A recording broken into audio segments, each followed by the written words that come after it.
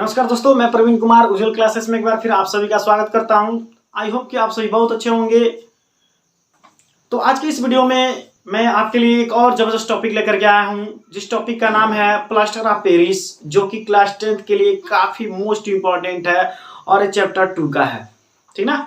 और ये जो प्लास्टर ऑफ पेरिस देखेंगे आप तो बहुत बार क्वेश्चन बोर्ड पेपर में बहुत बार क्वेश्चन पूछा गया है।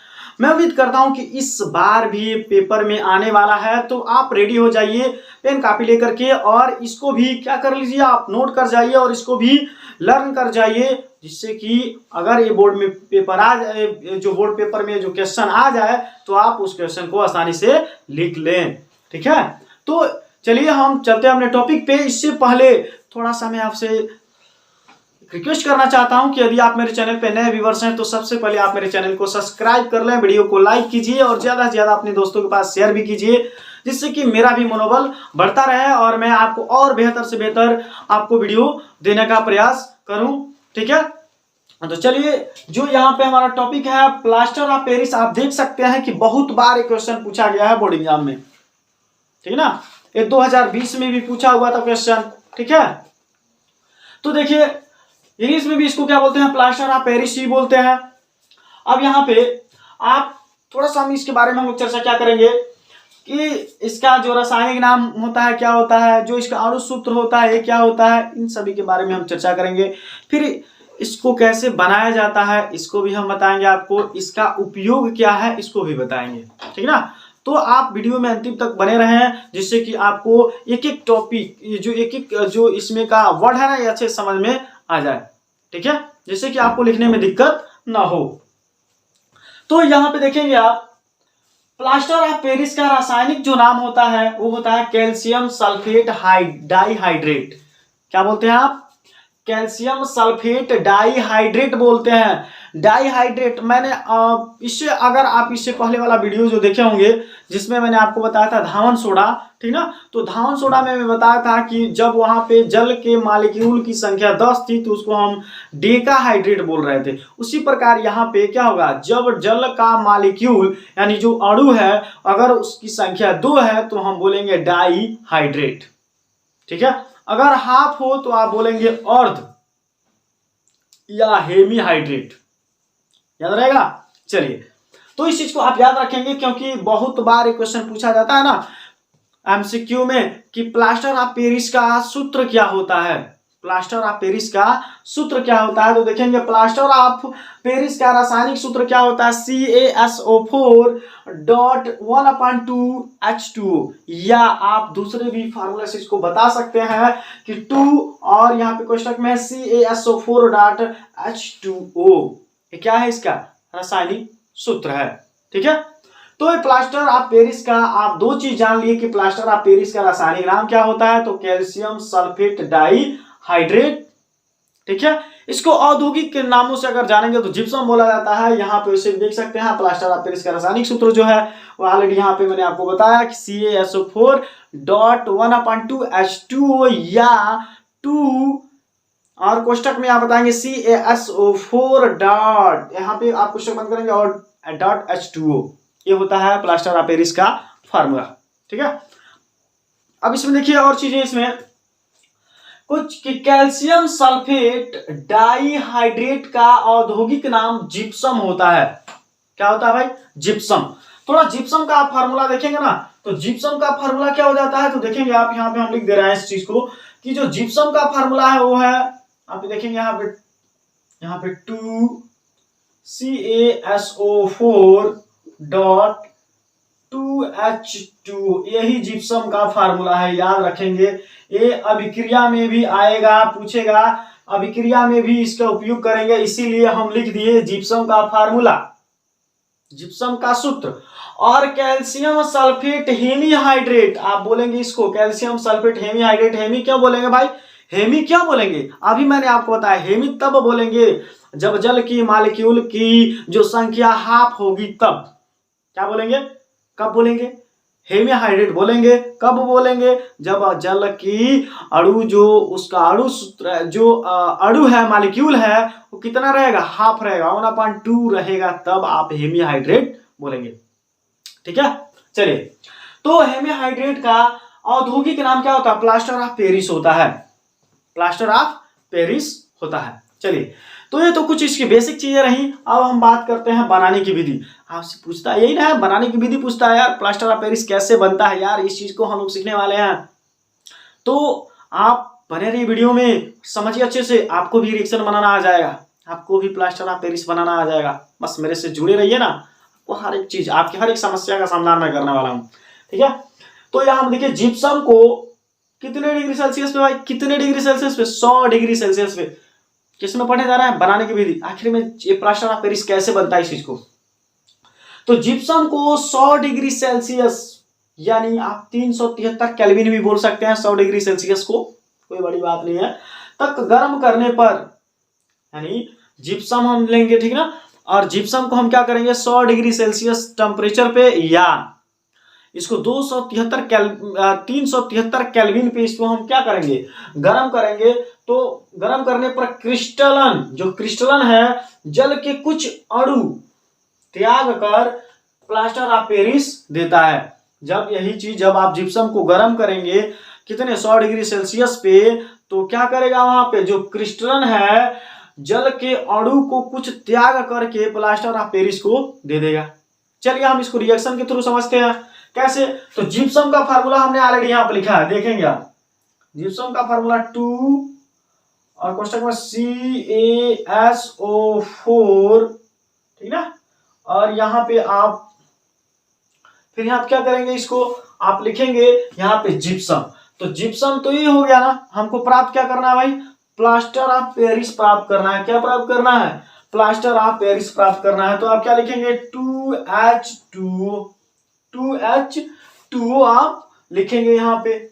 उसके बाद आप क्या करेंगे, इस अभिक्रिया को आप दिखाएंगे ऐसे एरो से, और कितने डिग्री सेल्सियस पे हो रहा है, तो 100 डिग्री सेल्सियस पे हो रहा है। कितने डिग्री सेल्सियस पे, तो आप यहां पे लिखेंगे 100 डिग्री सेल्सियस, या आप लिख सकते हैं 373 केल्विन।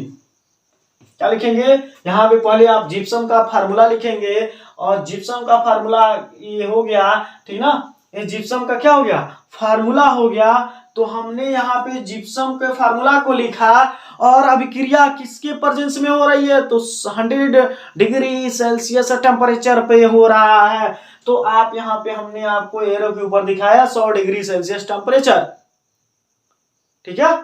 और यहाँ पे इसको अगर केल्विन में चेंज करते हैं तो 373 केल्विन होता है। इसके प्रेजेंस में हम अभिक्रिया करा रहे हैं। तो कह रहा है कि कुछ अणु त्याग कर प्लास्टर ऑफ पेरिस दे देता है। तो कुछ अणु को त्याग करके क्या कर देता है, प्लास्टर ऑफ पेरिस को दे देता है। तो प्लास्टर ऑफ पेरिस लिखेंगे, यहाँ पे क्या लिखेंगे, यहाँ पे देखिए, लिखेंगे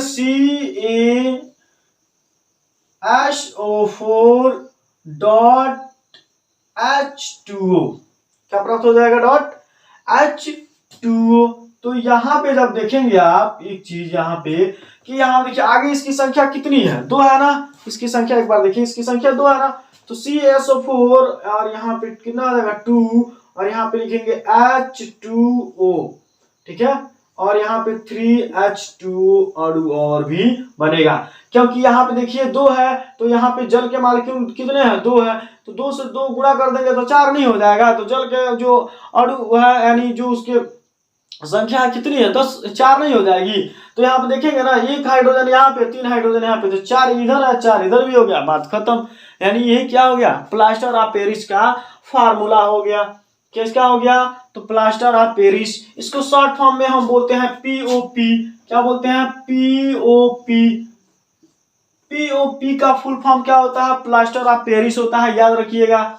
तो शॉर्ट फॉर्म में भी पूछा जा सकता है, पॉप, याद रखेंगे, पॉप को क्या बोला जाता है, तो प्लास्टर ऑफ पेरिस बोला जाता है। P से प्लास्टर, ऑफ, O से ऑफ, और P से पेरिस, याद रहेगा। चलिए, तो हमने क्या कर दिया, यहाँ पे हमने क्या कर दिया दोस्तों, हमने क्या कर दिया, यहाँ पे प्लास्टर ऑफ पेरिस को बना दिया। हमने प्लास्टर ऑफ पेरिस को बना दिया। जब हमने यहाँ पे जिप्सम को 100 डिग्री सेल्सियस टेम्परेचर पे गर्म किया, तो क्रिस्टलन जल के कुछ अणु त्याग करके क्या बना दिया, POP बना दिया, प्लास्टर ऑफ पेरिस बना दिया। हो गया।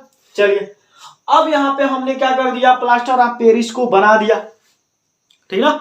तो प्लास्टर ऑफ पेरिस को जब हमने बना दिया तो अब बात आती है सर आखिर बन तो गया लेकिन इसका यूज कहाँ होता है, ये हमें नहीं पता है, ठीक ना। सही बात है, ये तो चीज हम लोगों ने बना दिया लेकिन आखिर इसका कहीं यूज होता होगा ना, तभी तो इसको हम पढ़ रहे हैं ना। तो हम अब पढ़ने वाले हैं नेक्स्ट हेडिंग क्या, यानी सर प्लास्टर ऑफ पेरिस का उपयोग हमने पढ़ेंगे। हाँ बिल्कुल यही चीज पढ़ेंगे, प्लास्टर ऑफ पेरिस का उपयोग पढ़ेंगे। तो प्लास्टर ऑफ पेरिस का उपयोग कहाँ होता है, तो इस चीज को हम लोग जानेंगे, ठीक है। चलिए तो प्लास्टर ऑफ पेरिस का उपयोग पहला देखेंगे यहाँ पे। चलिए यहाँ पे प्लास्टर ऑफ पेरिस को समझते हैं कि इसका उपयोग कहाँ कहाँ किया जाता है हमारे दैनिक जीवन में।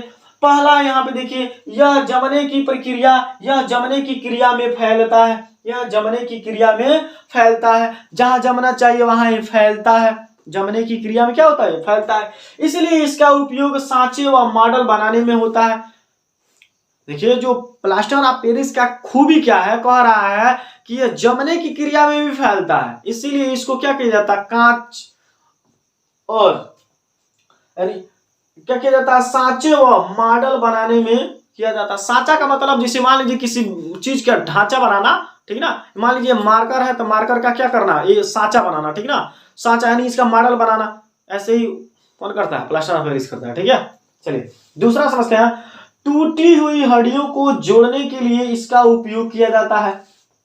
प्लास्टर ऑफ पेरिस का उपयोग कहाँ किया जाता है, टूटी हुई हड्डियों को जोड़ने के लिए इसका उपयोग किया जाता है। सबसे महत्वपूर्ण चीज है कि टूटी हुई हड्डियों में किसका उपयोग किया जाता है, तो याद रखिएगा प्लास्टर ऑफ पेरिस का उपयोग किया जाता है। चलिए तीसरा हम लोग समझते हैं, खिलौने तथा मूर्तियां बनाने में इसका उपयोग किया जाता है। प्लास्टर ऑफ पेरिस का और कहाँ कहाँ उपयोग होता है, तो और कहाँ कहाँ उपयोग होता है, तो खिलौने तथा मूर्तियों बनाने में भी इसका उपयोग किया जाता है, ठीक है। चलिए चौथा देखते हैं, दांतों के प्लास्टर बनाने में भी इसका उपयोग किया जाता है। सर कहाँ कहाँ प्रयोग किया जाता है भाई, ठीक ना। तो देखते रहिए आप, यहाँ पे ये जो हमारे जो टीथ है ना, इसके प्लास्टर देखिए यहाँ पे, दांतों के प्लास्टर बनाने में भी ये प्लास्टर ऑफ पेरिस का उपयोग किया जाता है, ठीक है ना। तो है ना काफी महत्वपूर्ण।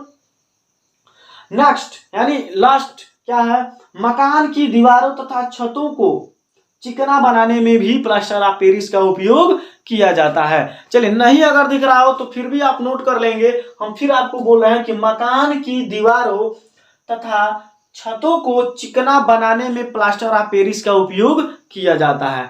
तो आप इसका पहले स्क्रीनशॉट ले लीजिए,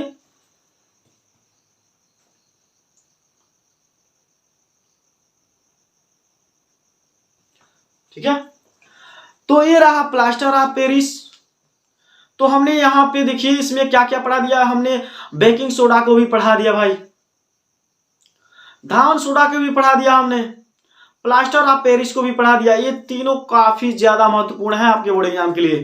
तो इन तीनों लेक्चर को आप देख लीजिएगा, समझ लीजिएगा अच्छे से। नहीं समझ में आता है बार बार वीडियो को रुक रुक करके देखिए और उसको अच्छे से समझने का प्रयास कीजिए, जिससे कि आपको बोर्ड में किसी प्रकार का दिक्कत ना हो अगर ऐसे क्वेश्चन आपके बोर्ड एग्जाम में आ गए तो, ठीक है। तो मैं आशा करता हूं कि जो आज का वीडियो रहा वो काफी आपको अच्छा लगा होगा, और यदि आपको अच्छा लगा है तो आप जरूर कमेंट बॉक्स में कमेंट करके बताएं, ठीक है। और यदि आप मेरे चैनल पे नए व्यूअर्स हैं तो सबसे पहले आप मेरे चैनल को सब्सक्राइब कर लीजिए, वीडियो को लाइक कीजिए और बेल आइकन को दबाना तो यार कभी मत भूलिए, ठीक ना। जिससे कि मेरा जो नेक्स्ट वीडियो आएगा ना सबसे पहले उसका नोटिफिकेशन आपको प्राप्त होगा। थैंक्स फॉर वॉचिंग वीडियो, जय हिंद।